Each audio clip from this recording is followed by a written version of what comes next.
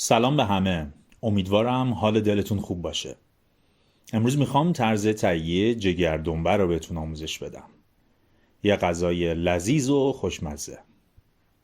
مواد لازم جهت تهیه جگردنبه برای 6 نفر: 500 گرم یا نیم کیلو جگر گوسفندی، 1 کیلو گوشت راسته گوسفندی، 300 گرم دنبه، 2 عدد پیاز درشت، فرقی نمیکنه پیاز قرمز باشه یا سفید، نمک و فلفل سیاه به مقدار لازم، 2 عدد انجیر تازه یا یه دونه کیوی.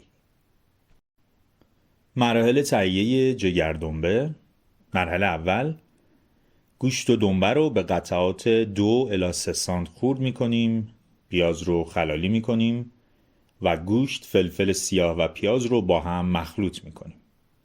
روش سلفون میکشیم و میذاریم تو یخچال تا مزه ها به خورد هم بره. مرحله دوم، جگر رو هم خورد میکنیم ولی چیزی بهش اضافه نمی کنیم یا چیزی بهش نمیزنیم. اونم میذاریم تو یخچال تا 4 یا 5 ساعت بمونه. اصطلاحاً میذاریم گوشت، جگر و دنبه بیات بشن. مرحله سوم، قبل از اینکه گوشت‌ها رو به سیخ بکشیم 2 تا انجیر روش رنده میکنیم.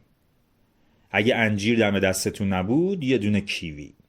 اینم باید بگم که این کار اصلاً روی طعم تأثیر نداره و برای ترد شدن گوشت عالیه. بعد خوب مخلوطش میکنیم و بین هر 2 تا گوشت یه تیکه دنبه هم به سیخ میزنیم. اینجوری موقع کباب شدن روغن دنبه نمیذاره گوشت بسوزه و قشنگ مغز پخت میشه. مرحله چهارم، جگر رو هم فقط خورد میکنیم و بدون اینکه با چیزی مزه‌دار بشه موقع سیخ کشیدن یکی در میون جگر و دنبه میزنیم. وقتی همه رو سیخ کشیدیم بعد بهشون نمک میزنیم. اگه نمک رو زودتر بزنید نمک باعث میشه بافت گوشت سفت بشه. این غذای مقوی و خوشمزه رو درست کنید و در کنار خانواده یا دوستان نوش جان کنید. موفق باشید.